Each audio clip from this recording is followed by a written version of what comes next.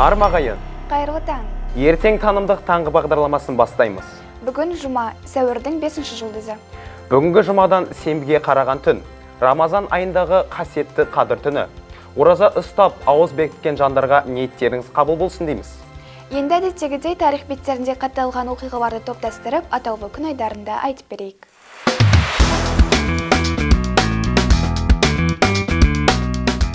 Бүгін бүкіл әлемде көже күні аталып өтеді. Осы бір тамаша тағамды кім ойлап тапқаны мәңгі жұмбақ болып қалатын сияқты. Ыстық асқа нанды үгітіп қосу баяғы заманнан бері әртүрлі халықтарда дәстүрге айналған. Кейінірек тағамға қосылатын ингредиенттер түрі көбейе бастады. Бір қызығы, көже ұзақ уақыт бойы кедейлердің асы болып саналған екен. Ал қазіргі заманда әлемнің кез келген ас мәзірінде көженің ондаған түрі кездеседі. Кариб аралдарында игуанадан көже пісірсе, Африка тайпаларының бірі банан, кофе және Килиманджаро тауы етегінен алынған топырақтан да сорпа дайындайды. Жапон аспаздары кеспе мен шоколадтан көже пісіретін көрінеді, ал біздің науыз көженің орны бөлек. Америкалықтар етті сүйіп жейтіні сонша ұлттық ет тілімін күнін атап өтеді. Әртүрлі еттің жұқалап кесілген тілімдерін кез келген сэндвичке, ыстық тағамдарға қосып, ақшта қонақ шақырғанда дастарханға міндетті түрде қойылады екен. Ал біздің қазақ халқында ұлттық тағам ретінде қадірлі қонағына ет асады. Қазақстанда бүгін көші-қон полициясының күні аталып өтеді. Бұл күн тарихи оқиғаға байланысты қабылданды. Қазақстан Республикасының үкіметі 1993 жылдың 5 сәуіріндегі 256 қаулысымен Қазақстан Республикасындағы төлқұжат жүйесі туралы ережелер, еліміздің төлқұжат виза қызметі қайта құрылды. 1999 жылы төлқұжат виза қызметі көші-қон полициясы деп атауын ауыстырды. 1920 жылы Бурабай демалыс орны ашылды. 1997 жылы дәл осы күні 31 мамырды саяси қуғын-сүргін құрбандарын еске алу күні деп бекіту туралы жарлыққа қол қойылды.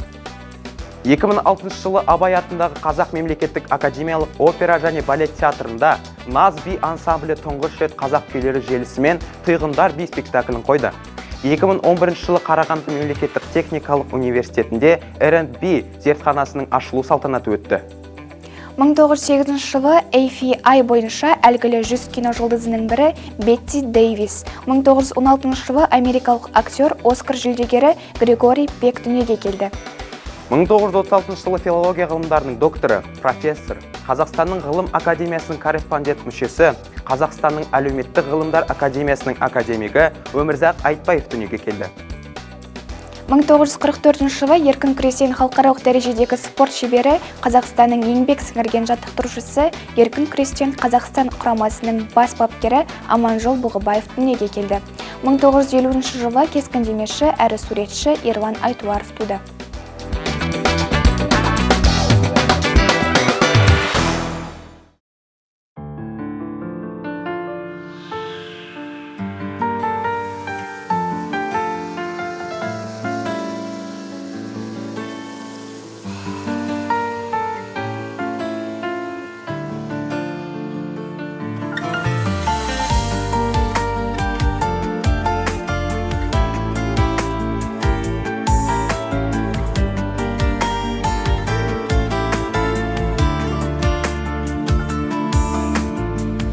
Қысылсаң да түсін алмай жырымды,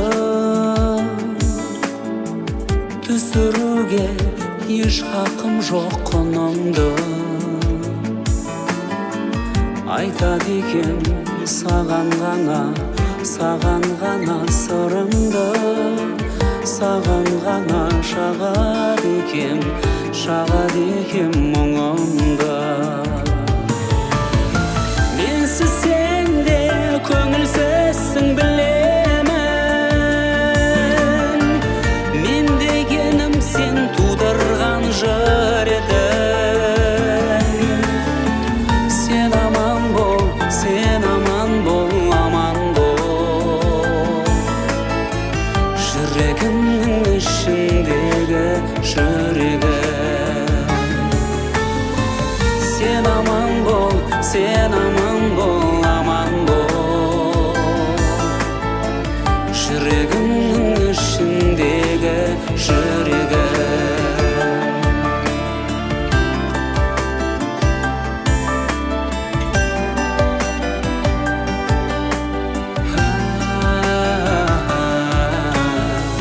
Сен алдымнан шықсаң ылғи күлімде. Демек менде еш себеп жоқ түңілмек.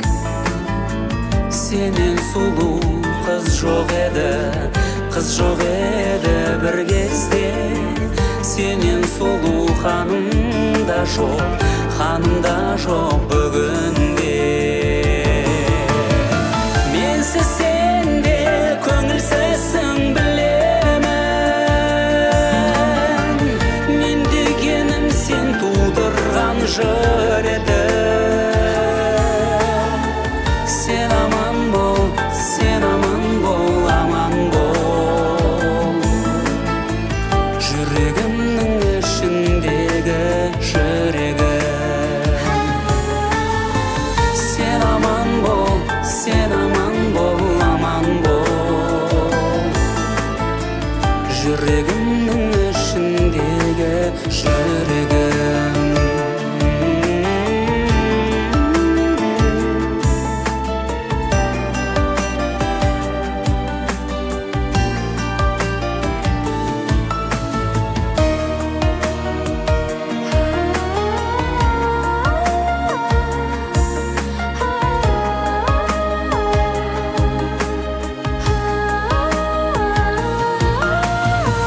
Менсіз сенде көңілсізсің білемін. Мен дегенім сен тудырған жыр едің. Сен аман бол, аман бол. Жүрегімнің ішіндегі жүрегім. Сен аман бол, аман бол. Жүрегімнің ішіндегі жүрегім.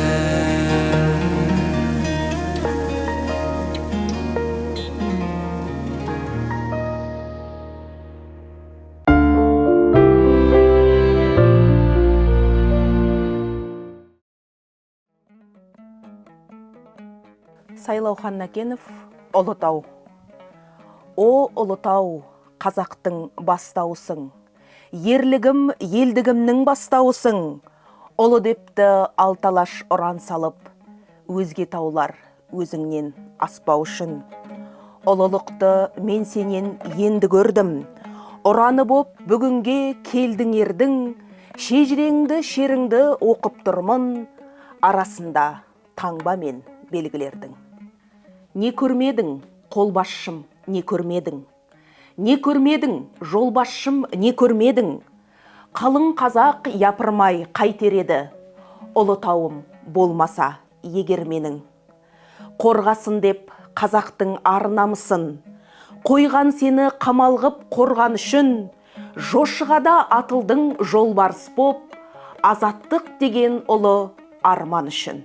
Сен ежелден даламның ырысындай, тынысындай бір жерең гүлі сынбай, шұғыламен шыңдарың жарқырайды, бабалардың ақ алмас қылышындай. Аруаналы, тұлпарлы атандың жер, шыңдарыңа қайраған атам жігер, үлкен жолға шығатын бір ұлың кем. О, Ұлытау, сен маған батаңды бер.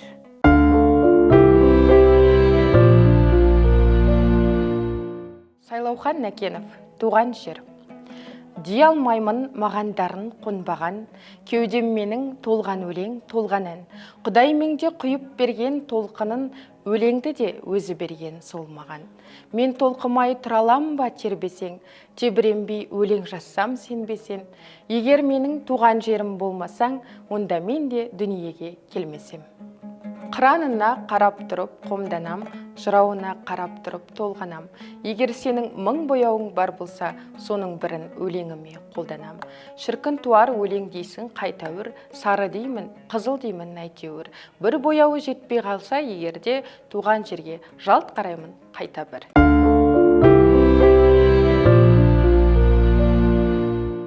Кәусар, бағдарламамыздың басында бүгінгі жұмадан сенбіге қараған түн Рамазан айының қасиетті саналатын қадір түні екенін айтқанбыз. Бүгінгі студиямызға келген қонағымыз да осы тақырыпты кеңінен қозғайды.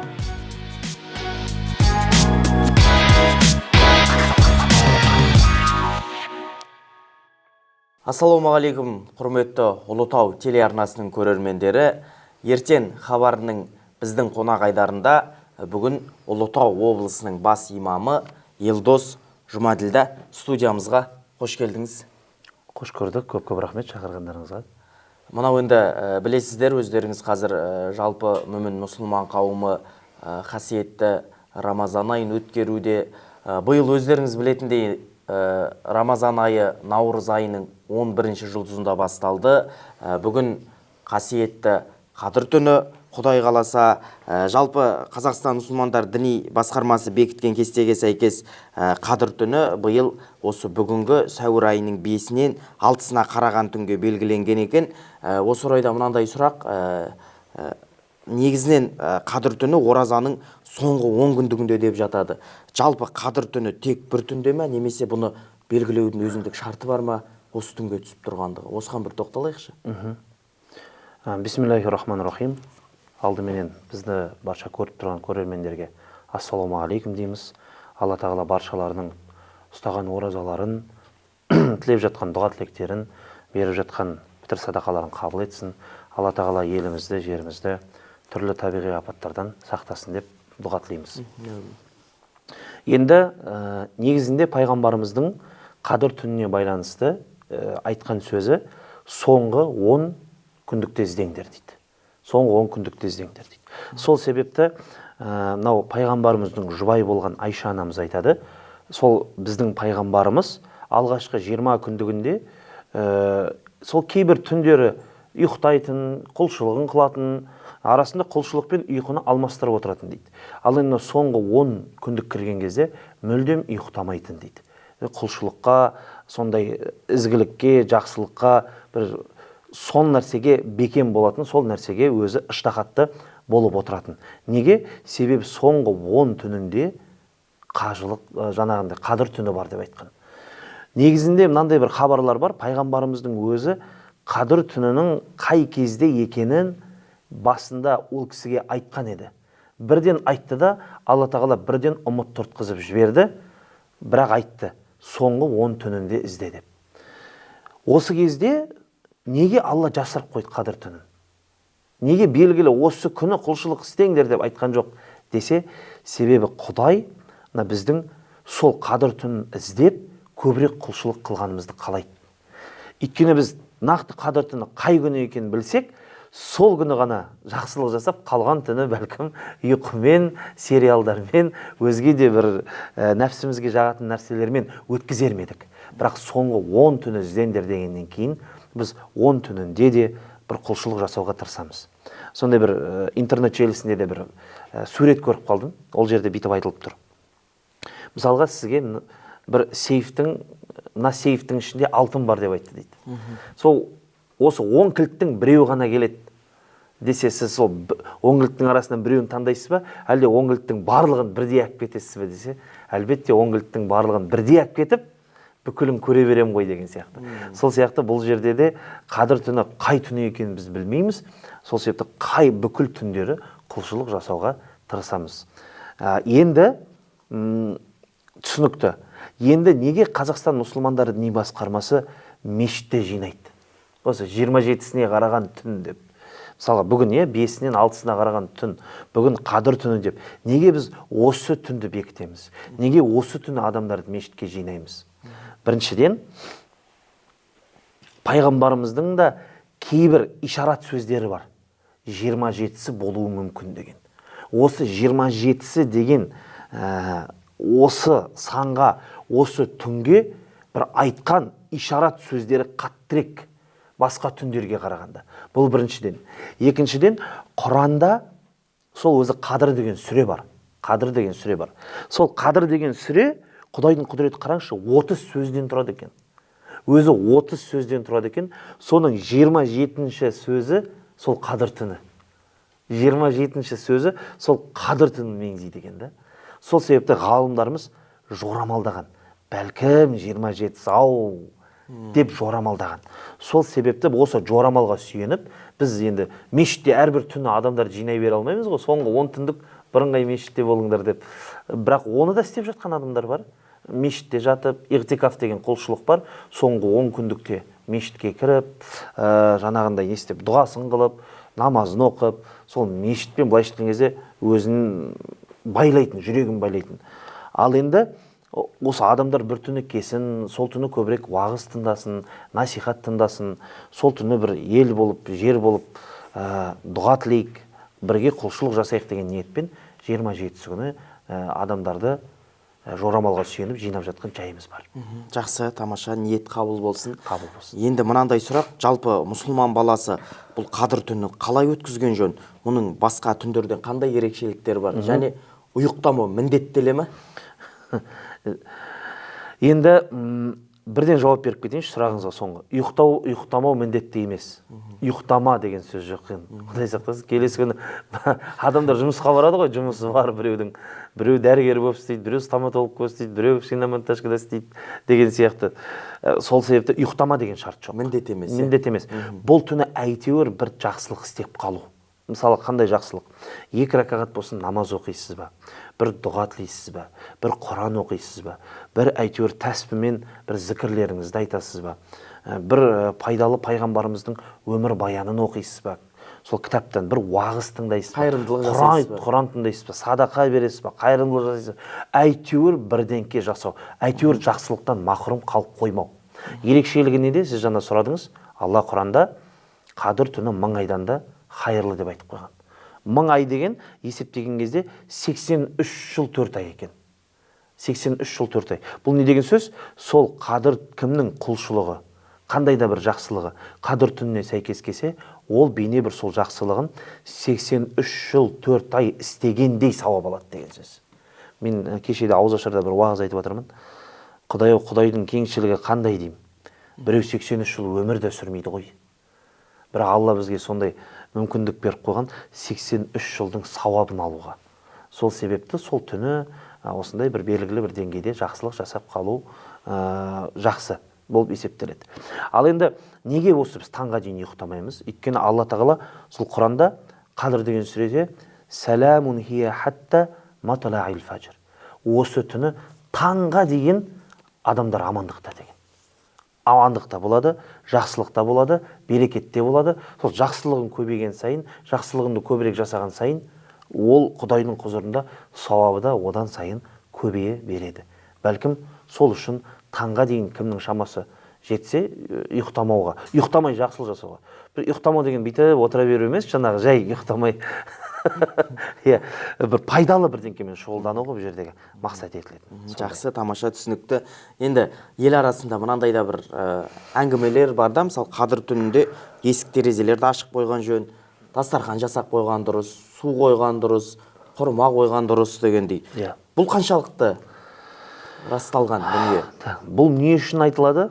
Себебі үйге қадыр ата келеді деп айтады ғой жаңа. Үйге қадыр ата келеді деп айтып жатады. Үйді тазалау керек сол күні мысалы. Негізі қадыр атамен, қадыр ата деген не ғой, Құранда аталатын Қызыр деген кісі ғой, Қызыр деген кісі.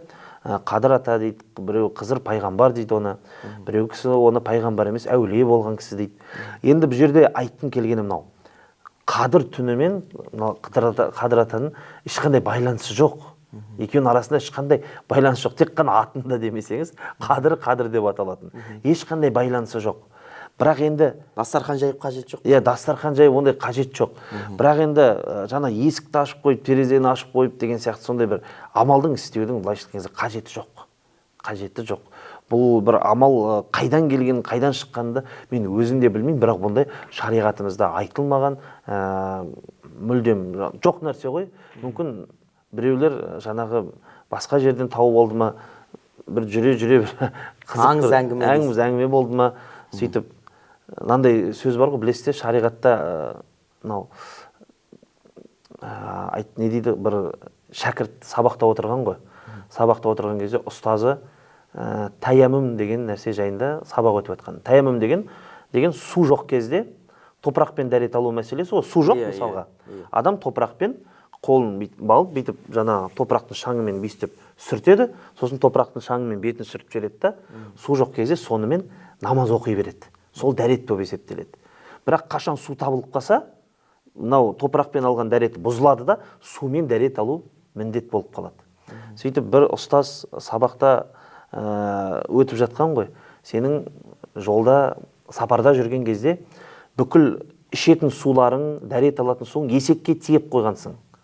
Сосын бір кезде есегің жоғалып кетсе, сосын сен бір таямымен дәрет алып жатсаң, бірақ есегің ақырған дауысын естіп қалсаң, дәретің бұзылады деп айтқан ғой. Енді есегінің ақырған дауысын естіп қалса, дәрет бұзылады деген сөз, есегің табылды деген сөз ғой, суың бар деген сөз да. Сол жаңағы шәкірті бүйтіп ұйықтап қалғанда көзін ана жерінде ғана ашқан ғой, есек ақырса дәрет бұзылады деген жерінде. Сөйтсе бүкіліне айтып жүр дейді жаңағы. Есек ақырып қалса дәрет бұзылады, есек ақырып қалса дәрет бұзылады деп. Бірақ ол жерде басқа нәрсе меңзелген ғой. Бәлкім ойлаймын сондай бір ел ауыздан бір өзгерген мәлкем бір мағлұмат па, Құдай біледі. Жақсы, рахмет, арнайы уақыт бөліп келгеніңізге. Мынау Рамазанға аман есен жете берейік. Өзіңіздің осы бір қадір түнінің алдында мынау Ұлытау өңіріне айтар тілек, ниет лебізіңіз болса, мархабат. Енді Алла тағала сол біздің облысымыздың деңгейін көтеріп, осы Алла тағала бізге қалай осы облыс деген абыройды қалай қайтарған болатын болса, сол еліміз бен жерімізде көркейіп, өсіп, өніп, Құдай қаласа, Құдайдың алдында да, осы дүниеде де абыройлы болуды баршамызға жазсын. Ең бастысы осы деп ойлаймын. Жақсы, үлкен рахмет. Осымен, құрметті көрермендер, біздің қонақ айдары мәреге жетті. Келесі кездескенше күн жақсы болсын, тілек ниеттеріңіз қабыл болсын.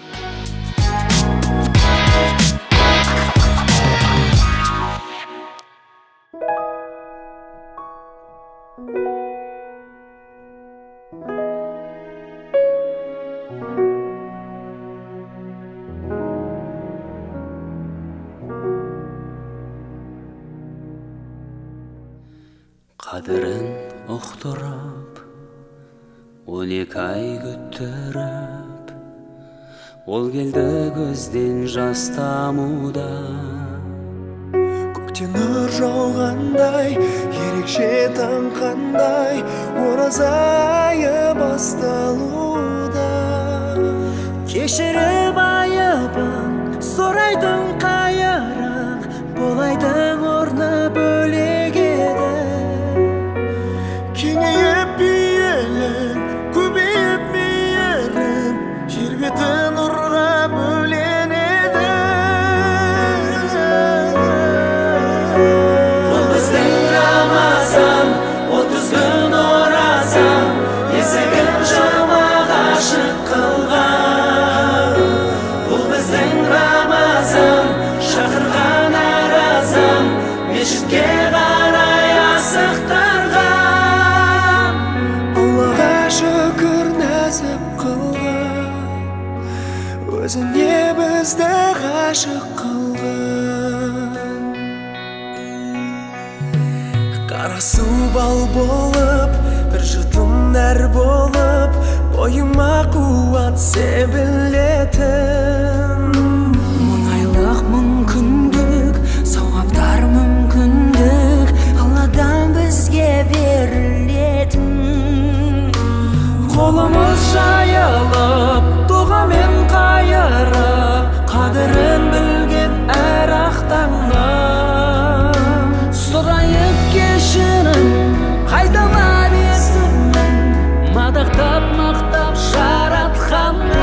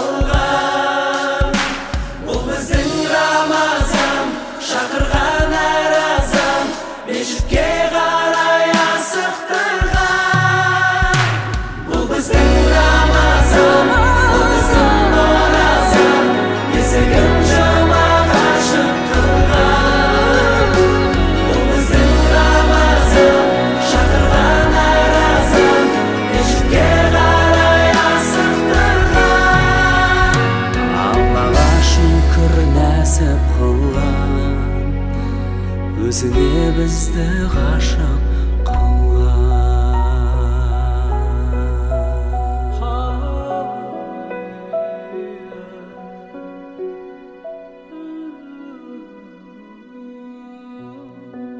Кәусәр, енді жұма күнгі тұрақты айдарын көрермен назарына ұсынсақ? Дұрыс айтасың, Жаңғырхан. Қазір салт дәстүрді арқау еткен тұрарды тыңдасақ айдарына кезек береміз.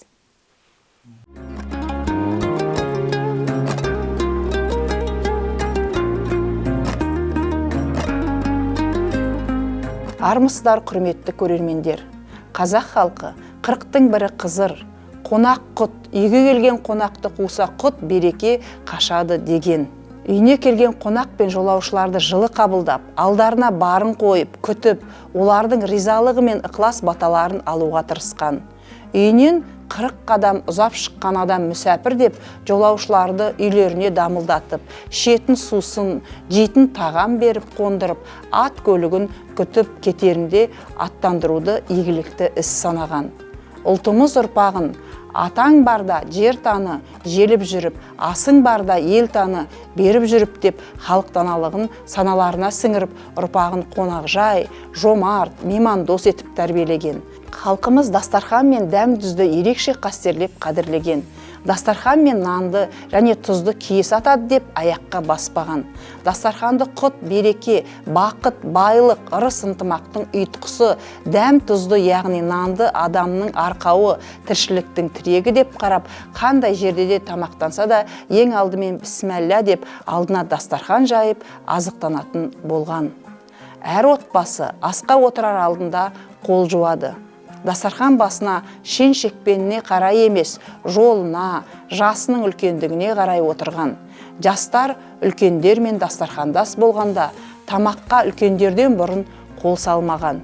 Біреудің үйінде ас тағамды ашқарақтана жеп, дастарханды жаймай алдын ала тамақтану, теріс қарап отырып түрегеліп жүріп ішіп жеу, немесе алдына ас келгенде шіреніп отыру, немесе шалжиып жатып алу әдепсіздік әрі тәрбиесіздік көп саналады.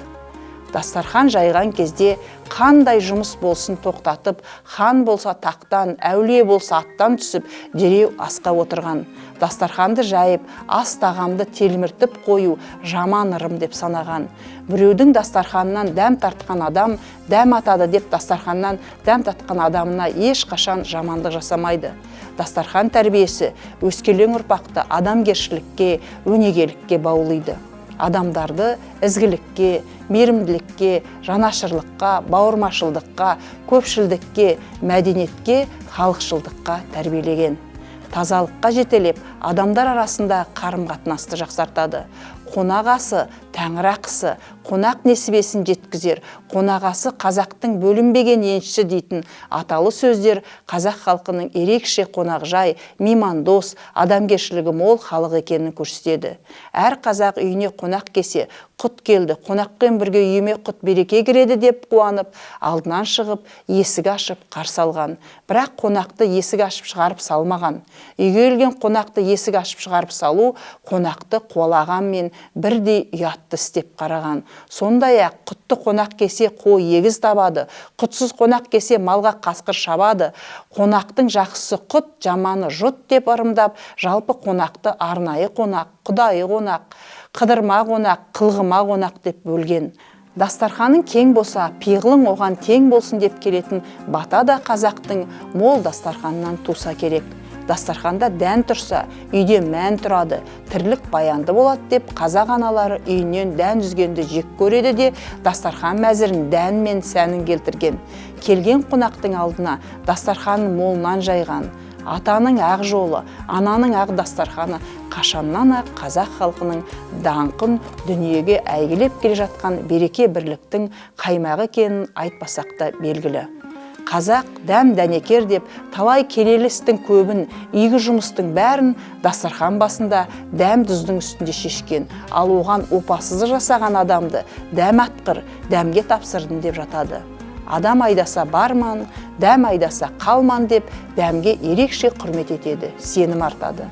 Ас адамның арқауы деп нанды далаға тастамайды, дәмді тұзды баспайды. Ас айныса бастан бақ кетеді, жаман болады деп ұғады. Ассыз өмір жоқ, дастархансыз береке жоқ деген қанатты сөздер дастарханның дәмінің маңызын түсіндіріп, қасиетін ұғындырады.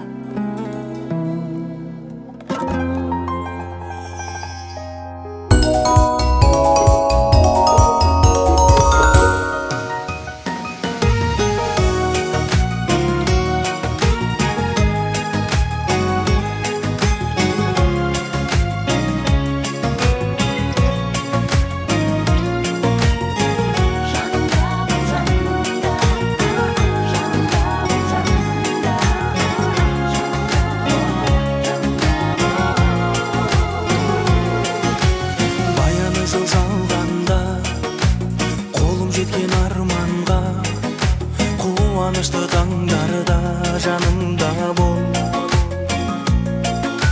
Жабырқаған кештерде, ерке самал ескенде, көңілден бұл көшкенде жанымда бол.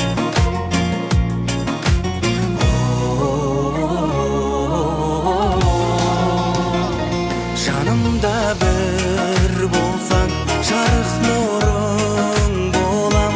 Төгілген нұры болсаң, қызыл гүлің болам. Тербелген гүл болсаң, желсіз күнің болам. Шуақты күн болсаң, тыныш түнің болам. Жанымда бол.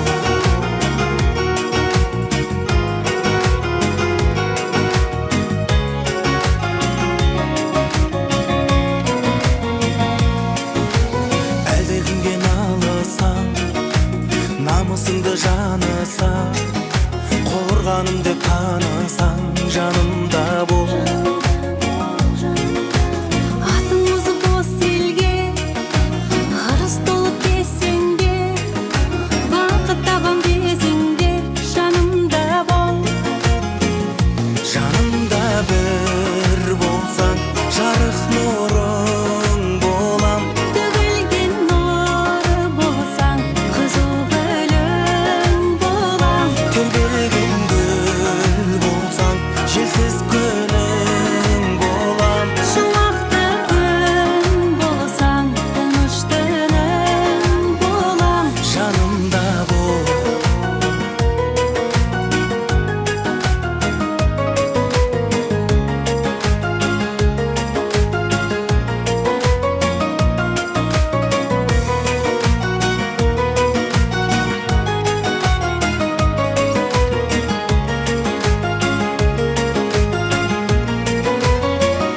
Жанымда бір болсаң, жарық нұрың болам. Төгілген нұры болсаң, қызыл гүлің болам. Тербелген гүл болсаң, желсіз күнің болам. Шуақты күн болсаң, тыныш түнің болам. Жанымда бол.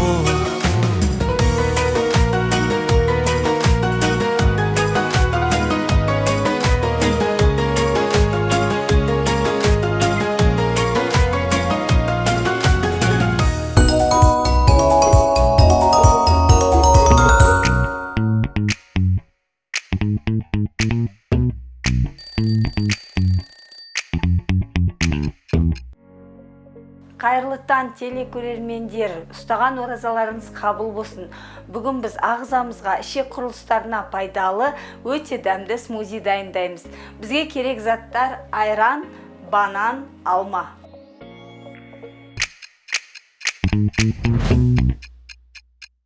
Бір банан, бір алманы тазалап аламыз.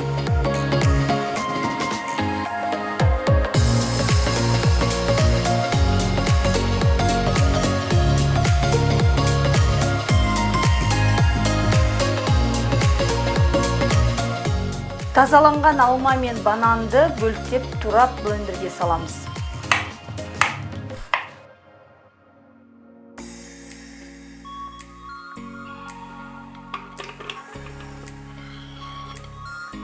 Екі стакан айран құямыз.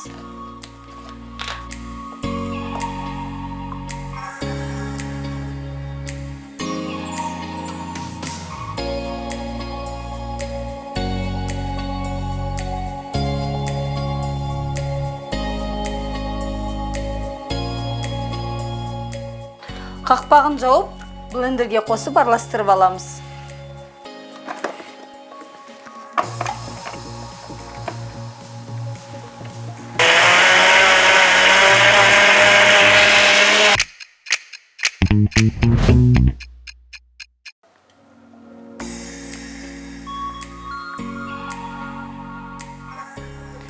Құрметті телекөрермендер, смузи дайын, сәресіне ішуге сіздерге кеңес берем. Өте тез дайындалады, тойымды, пайдалы, жасап көрсеңіздер болады.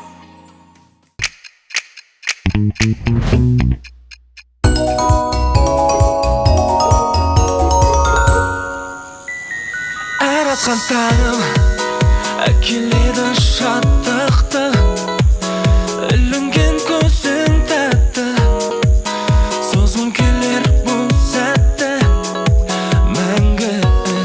Әр атқан таңым қалай айтарын білмей, тек сүйемін бетіңнен, алғысым көп өзіңе сені.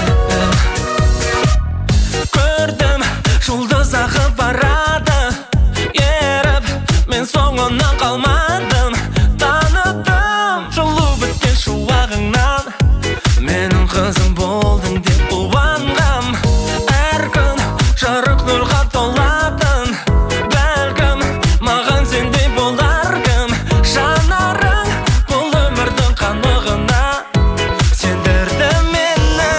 Әр атқан таңым әкеледі шаттықты, ілінген көзің тәтті, созғым келер бұл сәтті мәңгі. Әр атқан таңым қалай айтарын білмей, тек сүйемін бетіңнен, алғысым көп өзіңе сені. В лучах ты радуги фонтанов плывешь, не замечая взглядов. Вдоль витрин твой силуэт мерцает, но виновата лишь любовь. Доброе утро, я тебе хочу сказать, ты должна меня понять, хватит взглядом провожать тебя. Доброе утро, я тебе одно скажу, быть с тобой всегда хочу, ведь тебя одну давно люблю. Твой нежный взгляд освещает все вокруг, и сердце бьется так, что, поверь, теперь никуда не деться от любви. И так долго ждал, и теперь для меня все прошлое пыль. Я счастлив с тобой, спасибо за новые крылья. Әр атқан таңдарым әкеледі шаттықты, ілінген көздерің тәтті. Әр атқан таңым әкеледі шаттықты, ілінген көзің тәтті, созғым келер бұл сәтті мәңгі. Доброе утро, я тебе хочу сказать, ты должна меня понять, хватит взглядом провожать тебя.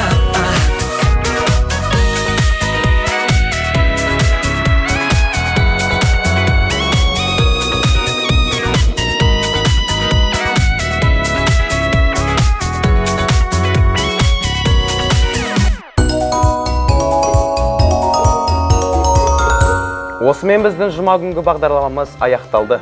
Әр таңымыз арайлы, күніміз шуақты болсын. Шаңырақтарымызға шаттық толсын.